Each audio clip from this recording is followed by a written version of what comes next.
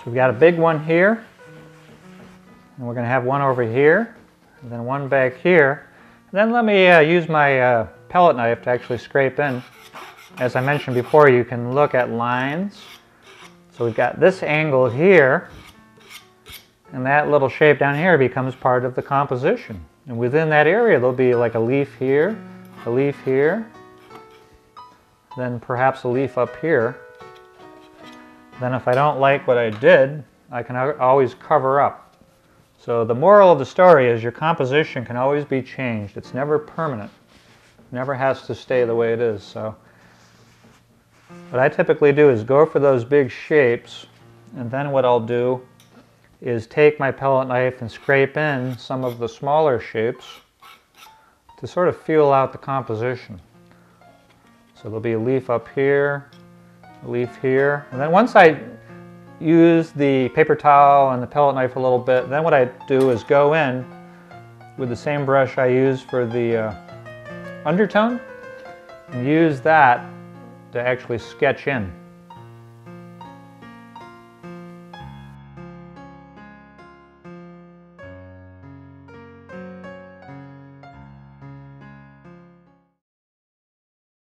Real lightly and not too thickly.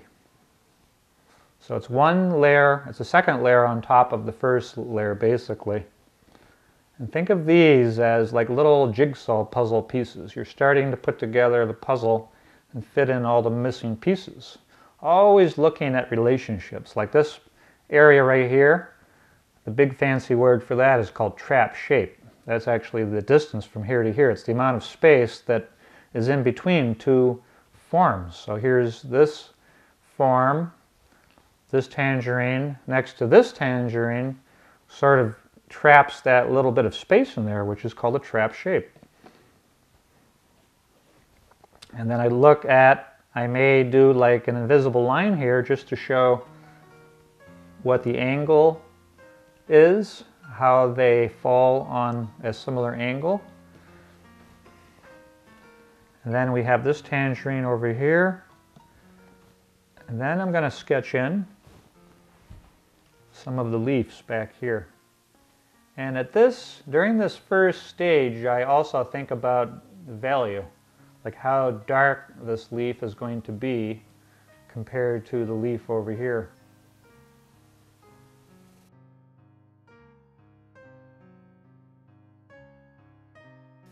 We've got a pretty good composition set up based on a triangle, and as I said, you can move things any way you want later on. Now we're going to move into step 2, considering all the areas around, basically the negative space. So the surrounding space, background and foreground, so like the space here, the space here.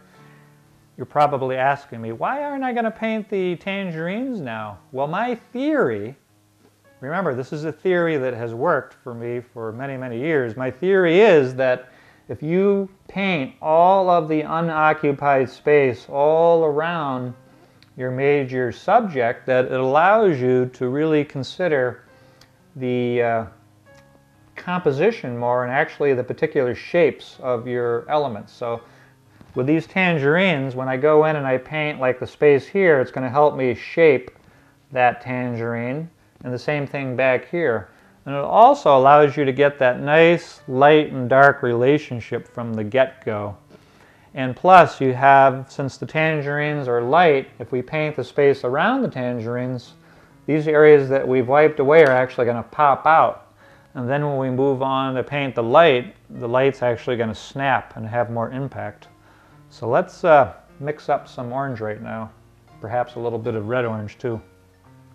We're looking down on my pellet now, and sometimes I'll set my pellet up from the get-go, but when I do an undertone with a burnt umber like you just saw me doing, I typically set it up after I've done that. So I've cleaned my pellet off, and I've put out a very simple limited pellet. Over here on the far side we've got the titanium white, and from there we have the burnt umber, which I was using in the beginning. Then we've got a dark red, which is the alizarin crimson. That's a very, very dark red, transparent red. And then cadmium red, which is the brightest red. And then the lightest color is the cad yellow light, which we'll be using a lot of. We'll be mixing the yellow with the red to get the orange down the road. Then I have a darker yellow, which is a yellow ochre, then a cobalt green, and an ultramarine blue. So this is a very basic palette involving white, brown, which is a warm neutral. Then we have 6 different colors put out. That's all we got. You don't need more than that. We basically have primary blue. Blue's a primary. Yellow and red are the primaries. Then we've got another primary, the alizarin crimson, with this primary too, the yellow ochre. And then the only secondaries we have are the green. And we'll basically make orange and violet through intermixing these together. Now for the background and surrounding space, I'm going to mix up a little bit of white. You'll notice I don't have any black out here. Once in a while I will use black, but not for this demonstration. We're going to keep the colors really bright and luminous. So we're going to go into a blue, a gray blue. Then if I want to subdue that blue, I can add a little bit of burnt umber to neutralize it and make it more into a grayed tonality. And then I'm going to divide that into 2 sections and have part of it darker, and I'll make it darker by adding more of the ultramarine blue. So this will allow us to set up the surrounding space. How about a little bit more titanium white? I want to get thick with this paint and get real juicy.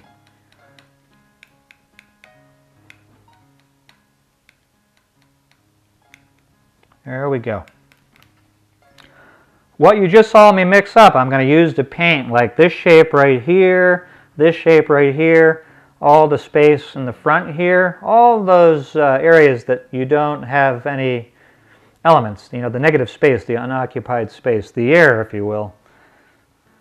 I'm going to start with the darker area back here and paint all the areas in between the leaves. Now I use the burnt umber, transparent burnt umber, to actually represent where the leaves are going to fall.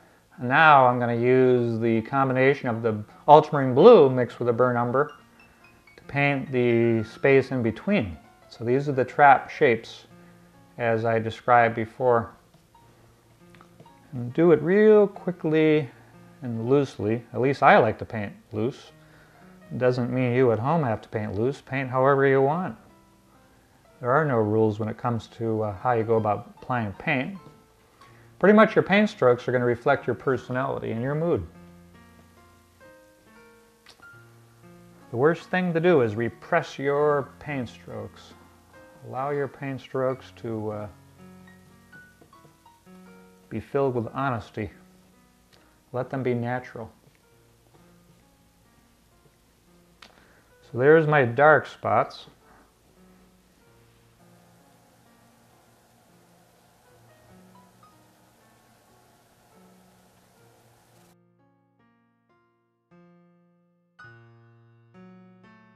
Last phase, phase 12, is to suggest a few highlights. And what I do is I use straight white, titanium white, and just get the very, very tops of these tangerines, or any form for that matter, and sort of tint those spots. So the highlights are at the points that are closest to the light source. So we have like one here, here, and here. And then after you do them, you could add a tinge of yellow to perhaps make one different from the other. And as you do it, you know, you got to consider the sizes of the highlights too.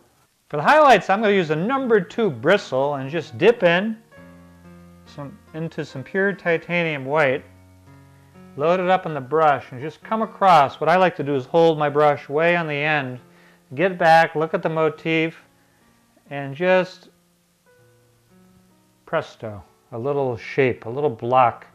It's almost like doing a secondary plane like we were doing early on, and you just leave it. And then if you want to, you can take your finger or pinky works best, and just blot the corners or any edges that look too sharp. If you don't want to use your pinky, you can always use the brush and sort of blot the edge like that. So we have one right here. Boom. And if you have to do a second pass, that's fine. What I do sometimes is come across, and then another trick is you can take the end of your brush. Rembrandt used to do this in his eye sockets. Take the end of your brush and sort of like paint, move around the edge of your modular stroke to get it to integrate a little bit, just to soften. Now, typically, we're working with an artificial light. The highlights will be warm. Then if you're working under north light, natural light, the highlights will be a lot cooler. So these are predominantly warm highlights.